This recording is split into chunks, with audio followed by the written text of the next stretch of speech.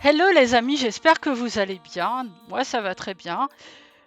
Bienvenue sur la chaîne Les Carnets d'Énaïde pour ce second numéro d'un pont entre deux cultures. Je suis accompagnée de mon ami Mathieu. Salut Mathieu, comment ça va? Salut, ça va très bien. Ça va très bien. On est encore en plein été, septembre est en train d'arriver. Tout doucement, mais Tout sûrement. doucement, mais sûrement. Mais ça va très bien. Ça va, bah Je te écoute, remercie. c'est super. Pour ceux qui ne l'ont pas suivi, nous avons déjà fait une première émission qui concernait du coup ton expatriation au Canada. Dans la première partie, nous avons parlé de tous tes préparatifs, donc les démarches à la fois personnelles et administratives. Et dans la Absolument. seconde, nous avons parlé de ton installation au Canada et plus particulièrement au Québec et à Montréal pour le préciser. Aujourd'hui, on va parler d'une facette de la vie quotidienne qui concerne les transports. Absolument. Et s'il y a une facette importante de quand on vit à Montréal, c'est-à-dire en pleine ville, c'est celle-là. Dans cette première partie, donc, on va se concentrer sur les transports au sein de la ville de Montréal. Et dans la seconde, on parlera pour se déplacer au Canada, qu'est-ce qu'on a à disposition, comment ça peut se passer. Et vous verrez que il y a quelques petites différences avec nous en France. Petite. Vous verrez tout à l'heure. Vous allez verrez voir, dans la seconde partie, vous allez voir, c'est croustillant. Voilà. Nous-mêmes, on s'est bien marré en préparant l'émission. Exact. Donc, on va commencer, on va se mettre dans le bain. Quand tu es arrivé à Montréal, du coup, ta compagne est venue te chercher, qui est devenue ton épouse. Oui. Comment est-ce que vous êtes rentré du coup à la maison? On est rentré avec la ligne 747 du bus qui est une navette en fait qui va de l'aéroport vers le centre-ville et inversement. Et c'est la seule ligne qui s'appelle comme ça à cause du Boeing 747, ils ont fait exprès. Et la particularité de cette ligne-là, j'en profite, hein, la particularité de cette ligne-là, c'est qu'il n'y a pas que des sièges dedans, il y a aussi des endroits pour ranger les valises des gens qui reviennent, qui descendent de l'avion. C'est-à-dire que tu attaches tes valises dans ces racks-là et tu vas t'asseoir. Ah ouais, donc t'es tranquille, t'as pas besoin de chercher ta place pour ta valise parce que dans un bus... C'est ça, parce que c'est prévu pour... Dans un bus, qui n'a jamais galéré à mettre sa valise? Même dans ta bagnole, tu te fais parfois chier. Parfois c'est Tetris, j'avoue que là, on s'amuse bien. Bref. On voit pas les geeks, non, pas du tout. Non. Je vois pas de quoi vous parlez. Du coup, tu t'es installé et puis après, à un moment, il faut quand même que tu te mettes dedans, dans la ville. Et comment tu t'y es pris? Est-ce que t'as pris les bus un peu partout? Est-ce que tu t'es dit, je vais me balader à pied, à vélo ou... Alors, à vélo en plein hiver, je me serais pas risqué à ça. Ah oui, c'est vrai, j'ai oublié. Faut se rappeler que y a des gens qui font du VTT d'hiver avec des pneus pour malgré la glace, etc. et la neige. Mais c'est pas mon cas. Je marche avec une canne pour ceux qui. Je sais plus si on l'a dit. Je crois qu'on l'a dit dans les épisodes précédents, mais je le rappelle. Je ne sais plus, mais c'est bon de le rappeler. Donc, comment je me suis débrouillé? En fait, j'ai commencé par tourner dans le quartier. C'est-à-dire que les premiers jours où j'avais pas grand-chose à faire en attendant de travailler, voir les épisodes précédents, j'ai un peu tourné dans le quartier à pied pour me prendre des repères, avec Véronique ou pas, parce qu'elle avait pris quelques jours de vacances pour m'accueillir. Merci bien. Et donc voilà, j'ai commencé à pied. Puis après, en fait, non, je me suis pas baladé dans tout Montréal parce que c'est grand. Très grand. Et en gros, j'ai appris au fur et à mesure des trajets nécessaires, trajets au boulot, voir pour des entrevues, aller à certains endroits spécifiques. Faut savoir que le bus en tant que tel est quand même très développé dans la métropole montréalaise, plus que le métro où il n'y a que 4 lignes. D'accord. D'ailleurs, on peut en parler du métro rapidement. Le métro est divisé en 4 lignes. C'est loin des, je dis pas de bêtises, des 15 lignes parisiennes de métro. Ouais, je crois. Au moins ça, il me semble que c'est autour de 15. Oui. Donc ici, c'est 4. Nous avons la ligne verte, la ligne orange, la ligne bleue et la ligne jaune. Alors la ligne jaune, c'est une petite ligne, c'est la petite virgule quand vous regarderez un plan du métro de Montréal qui s'occupe du parc Jean Drapeau où a eu lieu notamment une partie de l'exposition universelle de 1967. Et ça va jusqu'à Longueuil qui est à l'extérieur de Montréal. Donc ça, c'est 3 petits arrêts, c'est une toute petite ligne. Et puis on a les 3 autres. J'en profite aussi pour dire que y a un projet de ligne rose qui a été porté par l'actuelle mairesse de Montréal, Valérie Plante. Est-ce que ça finira par sortir de terre? Personnellement, j'en doute, mais c'est un avis personnel. Personnellement, j'en doute parce que c'est un coût d'infrastructure monstrueux. Donc, je doute que ça sorte de terre un jour. Ou si ça sort de terre, ça sera dans très longtemps. Donc, le métro est donc sur ces 4 lignes. Et pour le reste, c'est des bus. Et il y en a énormément. J'ai pas compté le nombre de lignes, mais je pourrais vous dire qu'il y en a plusieurs dizaines. Qui s'étalent non seulement dans Montréal, le centre-ville, mais au-delà, c'est-à-dire vraiment la métropole montréalaise, et dans certains cas, ça amène à d'autres endroits. Par exemple, ça peut emmener, oui c'est ça, en dehors de, je suis un petit peu fatigué aujourd'hui, excusez-moi, ça peut emmener un peu en dehors de Montréal, un tout petit peu, et après, il faut prendre le relais avec d'autres sociétés de transport, je pense à la STL pour Laval, par exemple, ou la RTL pour Longueuil, qui sont d'autres localités autour de Montréal. Et donc le transport en commun est organisé autour de ça, et il est fortement encouragé. En hiver, parce que c'est plus facile que de sortir sa voiture, et en été, parce que c'est aussi sympa. Mais la volonté de Montréal, c'est de se tourner vers le transport collectif, sachant que le métro de Montréal, il a un peu plus de 50 ans. On est loin de Paris qui a passé le siècle, mais on a fêté les 50 ans du métro il n'y a pas très très longtemps, il y a quelques années de ça, de mémoire. 1966, je crois, j'ai fait un article là-dessus sur mon site, vous pourrez aller voir. Au pied d'un érable, il y a un dans la article description là-dessus. au pire. Hein, au pied, oui, pour ceux que ça intéresse. Donc pour résumer, c'est assez étendu au niveau des bus. Les lignes de métro sont assez étendues aussi, mais c'est loin de ce qu'on peut connaître pour le métro parisien. Parce que c'est le métro que je connais. Il y a d'autres métros, je sais. Il y a le métro de Rennes, il y a le tramway de Nantes, etc. Le tramway de Nantes. On va éviter d'en parler. Hein. Oh, je l'ai adoré, moi, pendant 10 ans. Oh là là. Ouais, mais bon. Donc, le transport en commun s'organise comme ça. Et on peut aussi le titre de transport, on le trimballe tout le temps avec nous et on peut mettre différents types de billets selon où on va, comme je crois qu'on doit l'aborder aussi. Pour se rendre, par exemple, l'exemple le plus évident, parce que c'est celui que je prends régulièrement, c'est d'aller à Laval pour aller voir ma belle-mère Caroline. Pour aller à Laval, comme on part de Montréal, c'est mon titre classique, ce qu'il y a dessus, mais ma carte opus, parce que c'est son nom, la carte opus. Pour revenir, je dois prendre des billets entre guillemets ordinaires pour revenir de Laval, parce que je pars pas de Montréal.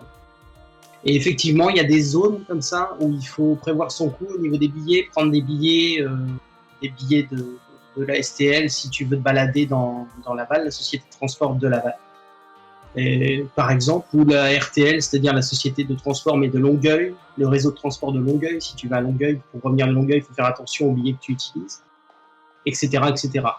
Il est à noter que, j'ai l'impression de parler tout seul, il est à noter non, mais t'inquiète, on t'écoute, on écoute tes explications.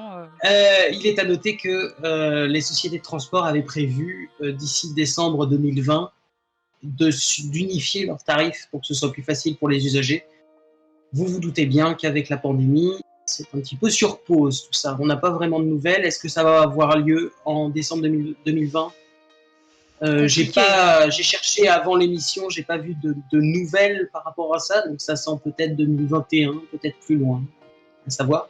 Donc il faut faire attention quand on fait un trajet un petit peu en dehors de Montréal, mais, et je m'arrêterai là après, j'utilise un truc très intéressant qui est juste à côté de moi. Je vais vous le sortir. Hop là, mon monteur va me détester. Hop là. que j'utilise pour mettre des billets,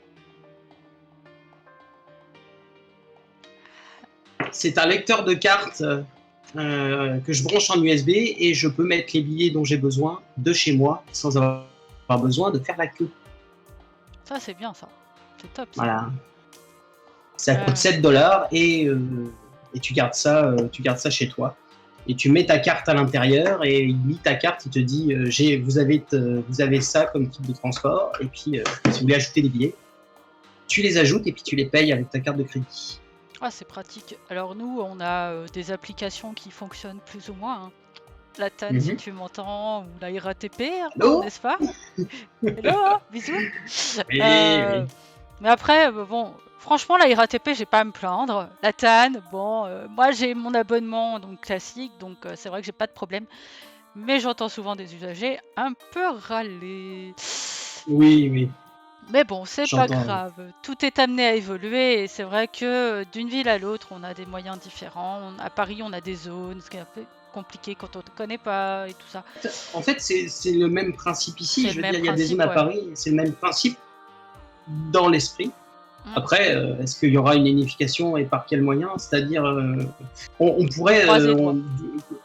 non, mais vu qu'on parle des transports en commun, du fait qu'il y a des zones, c'est-à-dire que les gens qui habitent, par exemple, à Laval, quand ils veulent venir à Montréal, le prix de l'abonnement n'est pas le même que quelqu'un qui vit à Montréal et qui veut se déplacer à Montréal, par exemple. Je sais que Véronique paye autour de 85$ pour son titre. Moi, je paye moins parce que c'est un tarif réduit, parce que je suis étudiant, etc. Et Caroline, c'est plus de 100$ pour faire des allers-retours Montréal-Laval tous les jours. Donc, il n'y a pas de système mauvais, il n'y a pas de bon système absolu. Non, on espère l'unification, ça sera quand même plus simple, on ne va pas se mentir,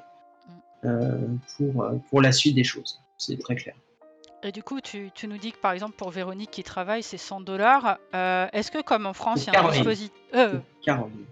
Caroline ou Véronique, tu vois, c'est 80-100$. Est-ce que l'employeur, comme en France, est amené à payer une partie de l'abonnement ou est-ce que c'est au bon vouloir de Non, c'est... Alors, est-ce que c'est tous les employeurs? Honnêtement, je ne pourrais pas répondre à la question. Mais je sais que l'employeur de Véronique en paye une partie. D'accord. Donc, peut-être que c'est ça, peut-être que c'est au bon vouloir, peut-être pas. J'aurais tendance à penser, si on me demande mon avis, que les employeurs le font de façon générale. Après, je n'ai pas la réponse. Ok, c'est pas grave, tu vois, c'est une question parce qu'il faut savoir qu'en France, les amis, quand vous trouvez un travail, je crois qu'il y a une durée minimale, mais je suis pas sûre, l'employeur peut vous financer jusqu'à 50% de votre abonnement, donc c'est quand même pas négligeable. 50%. Quand on veut prendre les transports en commun pour aller travailler, c'est quand même un bon point, ça fait quand même moins cher qu'une voiture, enfin... Quand on veut se déplacer en transport en commun, on a des moyens. Chacun est juge de son mode de transport, du temps que ça lui prend. Je suis pas du genre à... Après, voiture ou pas, c'est libre. Je suis pas... Ouais, c'est ça. Je suis pas du genre à fustiger les automobilistes parce que chacun a une situation différente. Après, on va pas se mentir, pour la planète, c'est mieux qu'il y ait moins de bagnoles sur Et pour travailler en ville, il n'y a rien de mieux que les transports. C'est ça. Bon. Quand on peut, quand c'est viable, quand on n'habite pas trop loin. Enfin, il y a plein de facteurs qui font que tu peux choisir l'un ou l'autre. Personne dans cette émission va juger personne. Voilà. On n'a pas la voix de la raison. On peut vous dire voilà, on préfère nous telle ou telle version. Surtout pas. Du coup, pour tes petits trajets du quotidien à pied, on en discutait entre nous. Moi, par exemple, j'ai la chance d'habiter dans un centre-ville où j'ai tout à proximité, donc à 5-10 minutes à pied grand maximum. Pour toi au Canada, étant donné que le pays est quand même bien plus grand, Montréal est bien plus grande, je pense que 5 minutes c'est un peu utopique, non? Comment ça se passe pour toi? En fait, je vais parler de ma situation personnelle qui a évolué au fil du temps.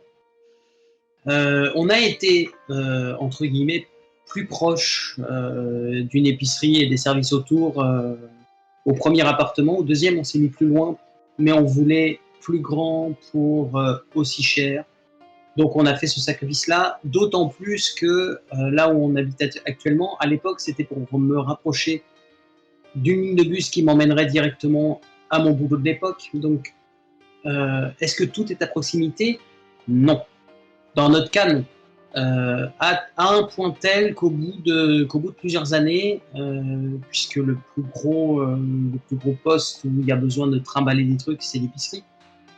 Et donc, on a fini par passer à l'épicerie en ligne et à la livraison chez nous. C'est-à-dire qu'il y a un livreur qui vient déposer nos courses alimentaires et qu'on rentre devant notre porte. Dieu sait que ça nous a bien aidé pendant la période récente et ça nous aide encore.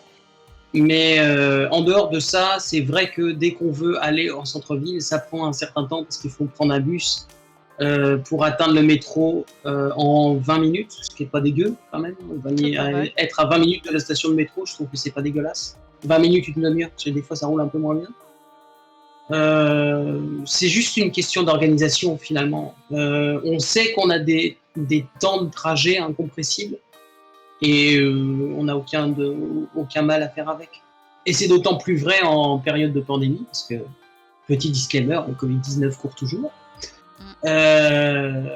C'est encore plus vrai en tant que pandémie, parce que comme je peux peut-être le dire là, Véronique est en télétravail, moi je suis travailleur autonome, donc je travaille aussi de chez moi, donc on sort très peu, on n'a pas besoin de faire des trajets. Les courses courantes, je viens de le dire, on se les fait livrer chez nous. Et puis pour le reste, si on a besoin d'aller au centre-ville, il y a un temps incompressible, mais qui n'est pas si énorme que ça. Et qui est très facile, je veux dire, la ligne de bus, elle est à 2-3 minutes à pied, à mon rythme, hein, 1 minute pour Véronique. D'accord, donc finalement, en fait, il y a des distances, mais c'est faisable, quoi. Pour toi, globalement, ce qu'il faut retenir, bon, ça dépend où vous êtes, ça dépend du quartier, etc. On pourrait parler très longtemps des quartiers montréalais. Ça dépend où vous êtes, etc. On a fait ce choix-là à Montréal-Nord, où on vit. Ça passe très bien. Maintenant, c'est sûr que si, toujours le même exemple, parce que c'est un exemple concret, c'est-à-dire que ça arrive régulièrement, si on doit aller voir ma belle-mère à Laval, on sait qu'on en a pour 50 minutes, 1 heure. Oui, c'est vrai, 50 minutes, 1 heure. Mais bon, 20 minutes de bus, on prend le métro, on arrive en bout de ligne orange, parce qu'elle habite pas loin du bout de la ligne orange à Laval. Un petit bout à pied et c'est fini. Ça se fait. Je veux dire, on est loin des 2 heures de transport que j'avais quand je travaillais en région parisienne, où j'avais 2 heures aller, 2 heures retour. C'était 4 heures complètement vide. Et au bout de 6 mois, mon corps a dit ça suffit, quoi. Au bout de 6 mois, mon corps il a lâché. Voilà. On est loin de ça. Même si, et c'est là que ça va être rigolo, même si la notion de distance, elle est importante, disons, à Montréal. On en parlera dans la seconde partie, notamment. Exactement. Du coup, moi j'avais une question un petit peu plus perso. Au niveau des utilisateurs des transports en commun, est-ce que c'est comme chez nous, la bataille à qui veut rentrer le premier, la foire d'empoigne, est-ce qu'on a un respect pour les personnes âgées ou les personnes enceintes ou les personnes handicapées, ou est-ce que c'est l'Arlésienne, quoi, chacun rentre comme il peut?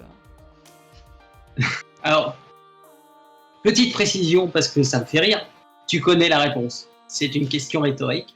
Oui. Mais je vais répondre. Le civisme existe à Montréal. Je pense qu'on va le mettre en description aussi, le sketch de Roman Fressinet, qui l'explique très très bien. On va le mettre en description. Le civisme existe à Montréal et il est respecté de façon assez hallucinante. Dans le sens où, quand vous attendez le bus ou le métro, chacun fait la file, en distanciation actuellement, bien sûr, mais chacun fait la file. Et c'est le premier qui est arrivé à l'arrêt ou devant les portes du métro qui rentre dans le transport, quel qu'il soit. Les places handicapées et personnes à mobilité réduite, est-ce que vous voulez, femmes enceintes, etc., sont respectées scrupuleusement. C'est-à-dire que dès qu'il y a une personne handicapée, comme moi, ou une femme enceinte, ou quelqu'un qui, on voit très bien qu'il a du mal à marcher, les gens se lèvent et vous demandent est-ce que vous voulez vous asseoir, etc., etc., etc. Donc le civisme est très très haut dans les transports en commun. J'ai vu quelquefois des comportements étonnants, en particulier quand quand il y a des rencontres sportives le soir, par exemple. Des fois, c'est un petit peu festif, mais il n'y a jamais vraiment de problème. Oui, il y a parfois des incivilités, ça peut exister. Oui, il y a malheureusement des fois des débordements de harcèlement. Ça existe aussi, c'est pas zéro, mais c'est très peu répandu de ce que j'en sais. Après, il faudrait poser la question à des femmes qui habitent ici. Je pense que ça serait plus éloquent que moi, mais de mon expérience, je dirais que c'est beaucoup moins le cas. J'ajoute que si une jeune femme, ou une femme tout court, rentre tard le soir dans un bus, elle peut demander au chauffeur de la déposer à l'endroit qu'elle le désire. D'accord. Entre deux arrêts, on s'en fiche. Le but, c'est qu'elle soit déposée en sécurité. D'accord. Et ça fait, je crois que ça fait plusieurs années que c'est le cas. À titre de comparaison, je sais qu'il y a quelques années, j'étais déjà au Québec, mais il y a quelques années, l'expérience a été tentée à Paris et elle a été avortée. Aborte. Elle n'a pas été poursuivie, notamment à cause des syndicats de chauffeurs qui n'étaient pas trop d'accord, d'après ce que j'ai compris. Après, je ne peux le voir que par des coupures de presse, donc ça peut porter à caution dans certains cas. Mais pour répondre à la question, oui, le civisme existe, et j'avoue que c'est un des premiers trucs que j'ai vu, et j'ai regardé Véronique plusieurs fois, je dis c'est génial. Voilà, donc non, j'ai eu quelques petits sourires dans le genre une personne âgée qui ne comprend pas que j'ai besoin de m'asseoir alors que je suis jeune et pimpant, mais sinon c'est le civisme, c'est un civisme très haut, et en fait c'est à l'image de la société québécoise, c'est-à-dire que beaucoup de gens s'entraident entre eux. D'accord. Les réseaux sociaux, tout le monde s'engueule comme dans n'importe quel pays, mais dans la vraie vie, c'est très différent. Je pourrais donner un rapide exemple par rapport à ça, du civisme en général. Là, on ne parle pas de transport en commun, mais du civisme en général. Une manifestation de civisme qui est très facile à voir tous les hivers, c'est les automobilistes plantés dans un mur de neige, et que dans les 30 secondes, moi y compris, ça m'est déjà arrivé de le faire, tu vas aider à pousser la voiture pour la sortir de là. D'accord. Ça m'est arrivé une ou deux fois oui, qu'on voit parfois en vidéo, c'est ça, pour ceux qui sont curieux. Voilà, on mettra pas ça en description, si vous êtes curieux, vous chercherez. Allez rechercher. Voilà, mais voilà, c'est l'exemple. Moi, je sais que depuis que je suis ici, ça m'est arrivé peut-être 3-4 fois d'aider à pousser une voiture. Parce que malgré mon manque d'équilibre, tu me mets contre un coffre, j'ai suffisamment de force pour aider. Bref, exemple un petit peu anecdotique qui montre bien qu'effectivement le civisme existe, et pas qu'un petit peu. Ouais. Ok. On va parler du vélo un petit peu, si ça te dérange pas, même si tu ne l'utilises pas. Moi, il est vrai que je vis à Nantes, et la première chose qui m'a frappée quand je suis arrivée, c'est toutes les pistes cyclables, piétonnes. Tu connais puisque tu as vécu toi-même à Nantes un petit peu. Est-ce que c'est pareil à Montréal?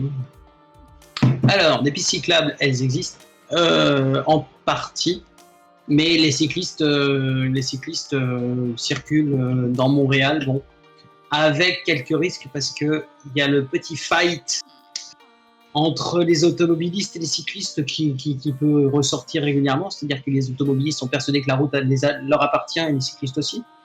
Donc ça peut donner des accidents de temps à autre, malheureusement. Et c'est d'autant plus vrai que même à Montréal, on a le droit à des pick-up, enfin des camions ici, des GMC, des trucs comme ça, des énormes pick-up. Et ça peut parfois donner des angles morts et des accidents, malheureusement. Je sais que j'ai déjà vu dans la presse des morts, des cyclistes morts parce qu'ils se sont pris une voiture en pleine tête. Malheureusement, ça existe. Maintenant, puisqu'on parle du vélo, et on ne va pas rester dans le triste, il existe le vélo partage, le Bixi, donc qui n'est disponible que l'été, évidemment, que le jour. Mais c'est le vélo partage, donc oui, il y a beaucoup de vélos à Montréal, et il y a beaucoup de vélos dans certains quartiers, comme le plateau Mont-Royal, Outremont, j'en ai vu beaucoup aussi. Pour ceux qui sont curieux de où sont ces quartiers, ils iront voir. Oui. Et non, le vélo est très développé quand il fait beau et quand il n'y a pas 50 cm de neige par terre. Voilà. Ok. Bah écoute, là on va parler par contre d'un autre moyen de transport, même si on l'utilise pas trop ni l'un ni l'autre. C'est tout ce qui est taxi et les VTC, donc Uber, Hitch, etc. Maintenant, il y a de plus en plus d'applications qui permettent de contrer les taxis, parce que parfois les taxis sont pas forcément agréables, ou alors le coût des taxis c'est un peu élevé, hein, à Paris notamment. On peut vite diminuer la facture par deux, hein, quand on prend Uber par rapport à un taxi. Du coup, comment ça se passe à Montréal? Est-ce que les deux, bah, tu as les deux qui existent, bien sûr. Ouais. Déjà, est-ce qu'il y a un code pour reconnaître un taxi à Montréal? Et qu'est-ce qui est le mieux pour toi, Uber, un taxi? Alors, est-ce qu'il y a un code? Oui. C'est-à-dire qu'il y a des stickers MTL avec le numéro du taxi sur le taxi. Effectivement, il y a le merde, ça s'appelle comment? L'horodateur. Enfin, non.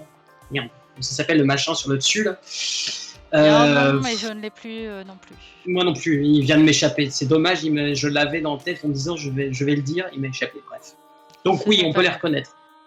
On peut les reconnaître. Maintenant, de mon expérience personnelle, je n'ai jamais pris de taxi parce que je n'en ai pas eu besoin.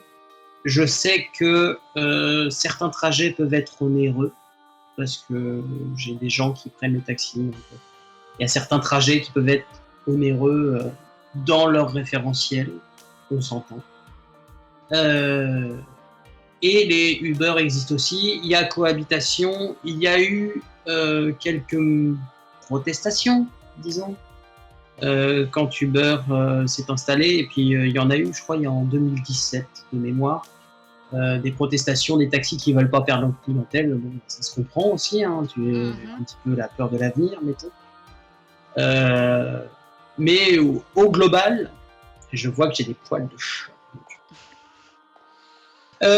Au global, disais-je, les deux cohabitent, et pour avoir pris plusieurs fois des Uber, c'est comme pour tout, il y a des très bons chauffeurs, il y a des moins bons chauffeurs, et il y a des chauffeurs qui font carrément peur. J'ai souvenir d'un retour le soir en Uber où on entendait la voiture perdre certains de ses joints. Enfin, c'était très très très très drôle, ou pas. Après, la praticité d'Uber avec l'application est évidemment un plus. Bien sûr. Mais globalement, les deux cohabitent. Alors ça fait, là aussi, disclaimer, je pense, là je vais mettre un avis personnel qui n'engage que moi, tout ce que vous voulez. On a eu l'entreprise Théo Taxi qui a fait faillite assez récemment. D'accord. Ceux qui sont curieux, ils n'auront qu'à faire la recherche, ils verront des articles là-dessus.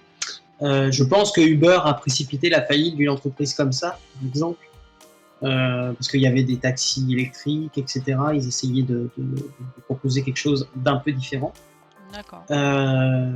Et puis ça n'a pas tenu, quoi. Monsieur Taillefer a fait faillite. J'ai vu rien que ce matin un taxi brandé comme les Théo Taxi. Donc j'imagine que les Théo Taxi continuent de rouler sous une autre appellation. À titre personnel, j'ai choisi, entre guillemets, la facilité de l'application Uber quand j'ai un Uber.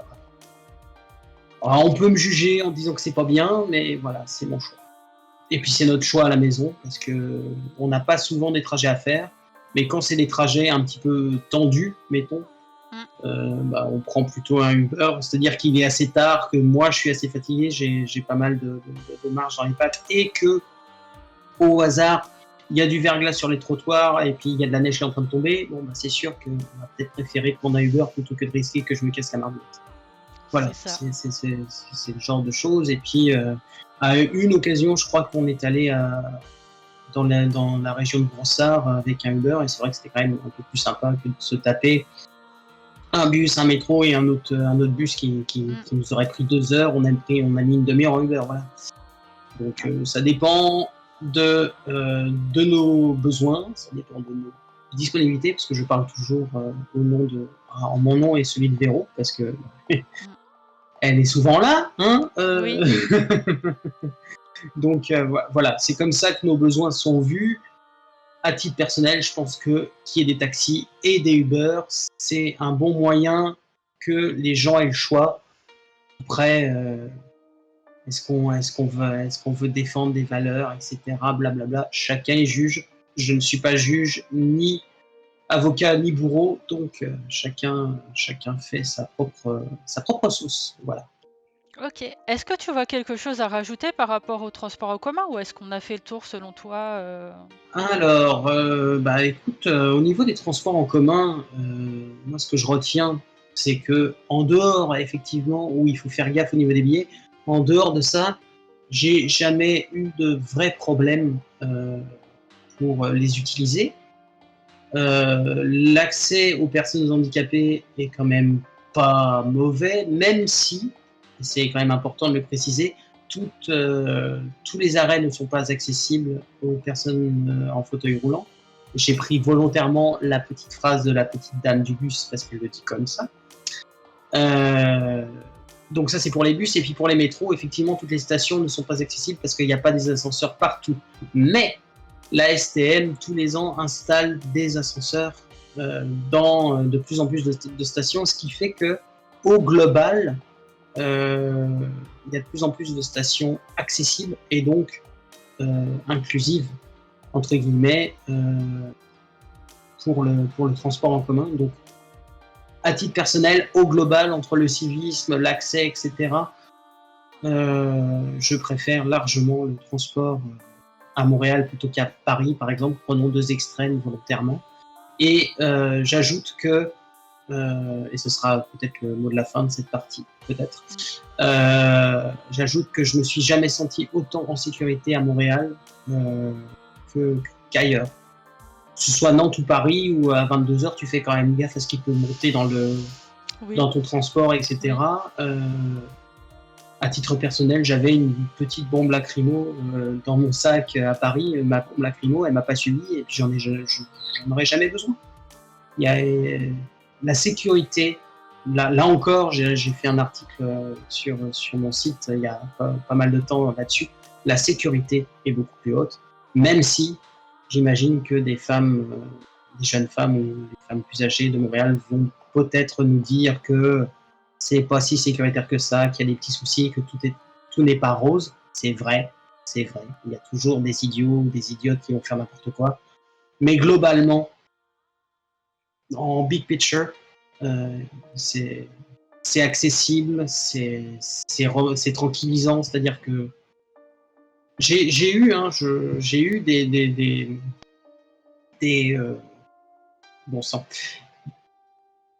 des postes de travail où je rentrais très tard, où je rentrais à plus de minuit chez moi, même plus tard. Ça pourrait être rigolo à raconter en deuxième partie. Qu'une fois je suis rentré à 2h du matin à cause d'une tempête de neige, alors que j'aurais dû rentrer 2 heures plus tôt. On en parlera tout à l'heure, au prochain épisode. Donc, oui, qu'est-ce que je peux dire sur le transport en commun et le transport en général à Montréal? Le civisme et la sécurité, plus. Voilà. Ok, je te remercie pour tes réponses à tes questions. Les amis, nous avons terminé cette première partie donc sur les transports à Montréal.